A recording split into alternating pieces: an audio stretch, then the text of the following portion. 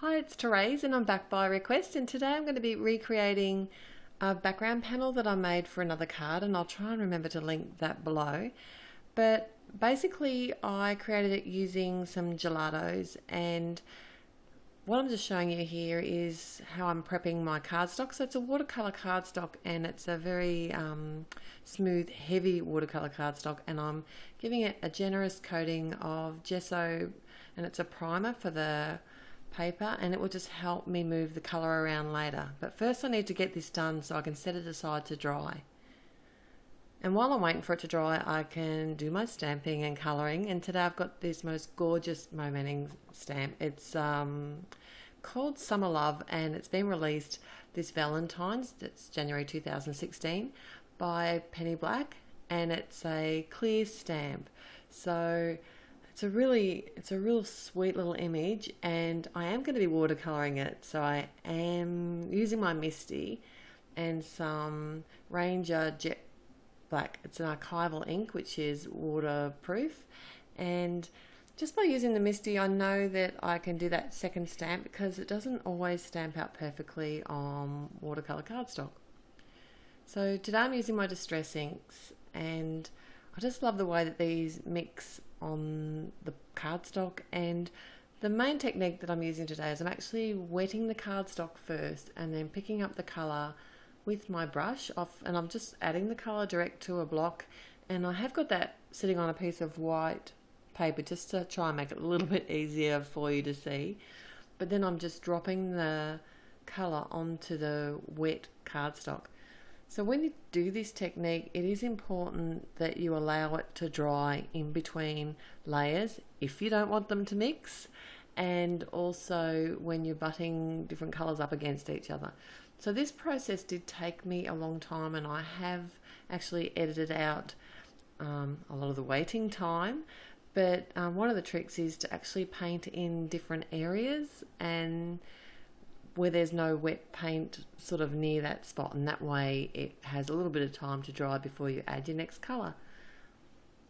I didn't actually hit this with my heat tool at all. I wanted to use like a natural drying technique because I think it gives a different look to the watercolours, and I prefer the way that that looks. So what I'm going to do today is just play a bit of music while I finish doing the colouring, and then I'll be back when I'm assembling my card. Oh, and as usual, I'm going to link all the colours that I use over at my blog, and the link will be in the description below this YouTube post.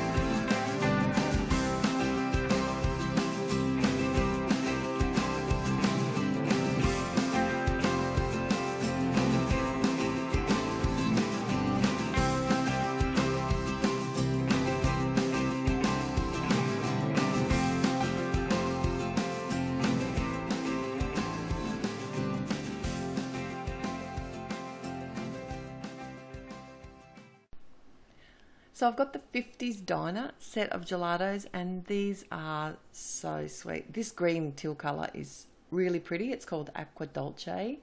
And I've added some to my craft sheet and then sprayed some water in my mini mister, and then I remembered that's not how I did it at all.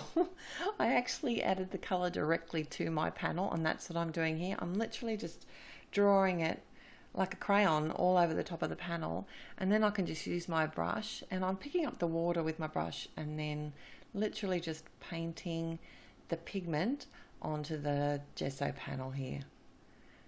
And I want these colours to mix, so I'm not waiting for it to dry in between layers.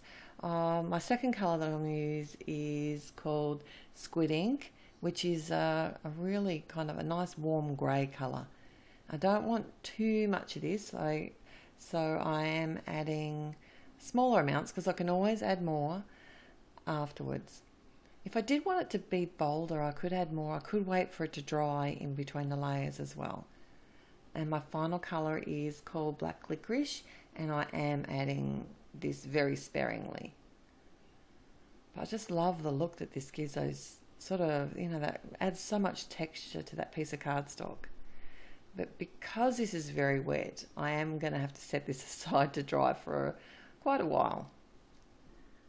So now that the panel's dry, I'm going to attach it to the front of my top fold card, and you might notice that there's a bit of a hole in the middle of the panel, and that's because I realised I'm not going to need the whole panel, and I thought if I want to, then I can make a matching tag to go with the present with this card. I thought that'd be fun.